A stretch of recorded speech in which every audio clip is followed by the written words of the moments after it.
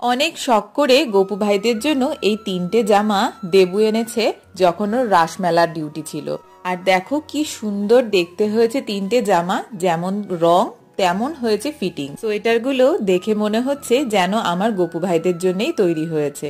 হঠাৎই ডিউটি করতে করতে এই সোয়েটারের দোকান দেখতে পায়, আর তখনই আমাকে ফোন করে ভিডিও কল করে বলে গপু ভাইদের জন্য দেখ কোনটা নেব। খুবই সুন্দর সোয়েটারগুলো, আরো অনেক রকম ডিজাইন ছিল, তবে ভিডিও কলে তো অতটা বোঝা যায় না। আমি বলেছিলাম যেটা ভালো লাগে সেই রকম দেখে আন।